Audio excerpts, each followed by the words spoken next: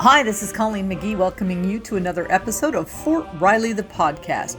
In episode 124, today we're going to talk about Fire Prevention Week. Fire Prevention Week starts October 7th, and here with us today is an expert in fire prevention. My name is Richard Watson, and I'm the Assistant Chief of Prevention for the Fort Riley Fire and Emergency Services, Fort Riley, Kansas. And we are actually talking about fire prevention because it's Fire Prevention Week. It is. So this year's effort is Fire Won't Wait, Plan Your Escape. And the biggest thing there is, we start when we are young in school and we practice our fire drills. And we get out of the structure as quickly as possible, as safely as possible. But what we're focusing on this year is doing that at home.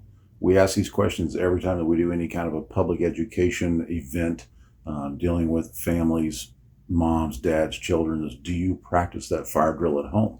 And the answer we get back most of the time is no, we do not. And we ask why? Why not? Have that point, that meeting point outside, practice that, every couple of times a year. Once you're out, stay out of the residence. Smoke is that's what kills in house fires is the smoke that's in those structures.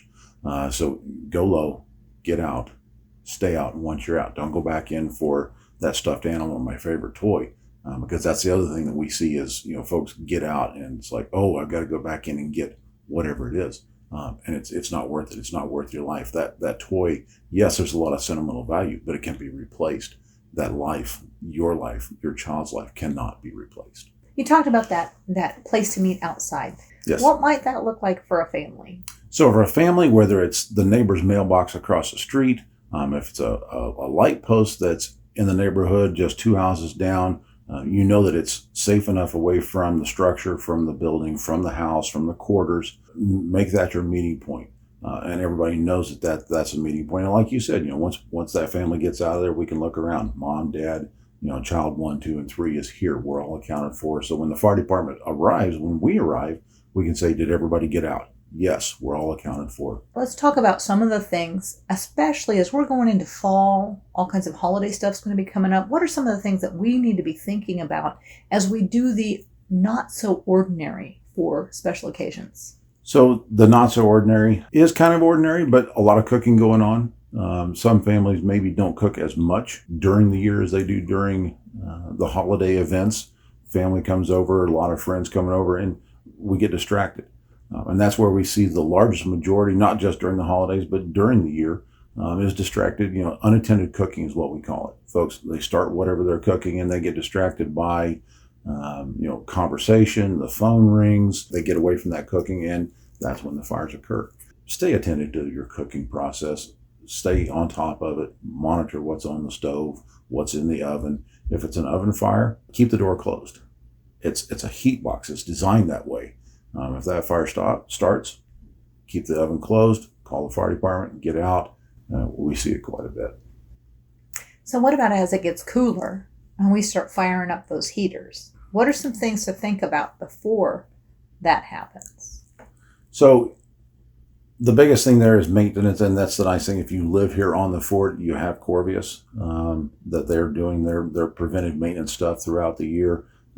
Filter changes, because you've been running the air conditioner and it's all central air, making sure that the filters have been changed. And if you're not sure, contact your Corvus Community Center, your maintenance rep, and they can come out, or they can tell you over the phone, hey, that was just changed 30 days ago, you're good to go.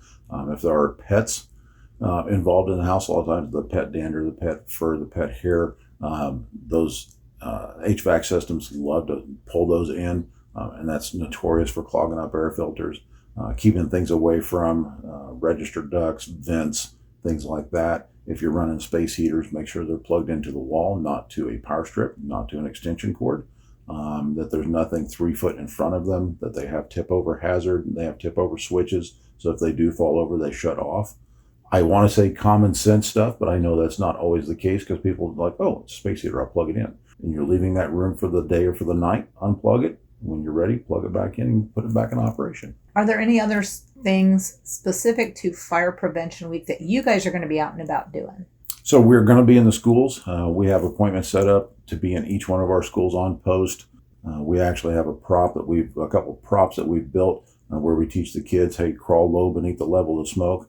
And we have doors and windows that we teach them how to feel the back of the door, the back of their hand. Is that door hot? If it's hot, we stay in place, and how to signal rescuers when they arrive, or how to get out. If you're on the first floor, you can open the window and get out of the structure that way. One of the other big focuses has been, and we've seen more of it, is close the door, sleep with the door closed. Those doors, even though they're hollow, what we call hollow core doors, can keep smoke and fire at bay for 30 to 60 minutes, depending on the level of impact and the level of fire that's in that structure at that point. But sleep with that door closed, because it can make a difference. Smoke alarms, and again, I know here on the fort, on the installation, Corvius maintains the smoke alarms in the homes. We do get a lot of calls like, hey, my smoke detector, smoke alarm is beeping, and it's usually a malfunction with the system. We don't mind coming out, but one of our first calls when we get on the radio is, has Corvius been notified, and get a Corvius maintenance rep en route as well. So, make sure you know what that sounds like in your home. Test it once a month. Hit the button. Does it work like it's supposed to? And then once it does go off, what do? Use that sound, set it off. All right, you've heard it. What do? We get out, we stay out, we find our meeting point, we take accountability. Everybody's here. Fire department arrives, we're all safe, and do what we have to do. So basically, have a plan. Have a plan. Practice that plan. If you don't have a plan and you've not practiced it, and it's gonna be chaotic anyway. Make that one of the things we know what to do here. And the more that we know, the better off we're going to be at the end of the day. Thank you for listening to Fort Riley, the podcast.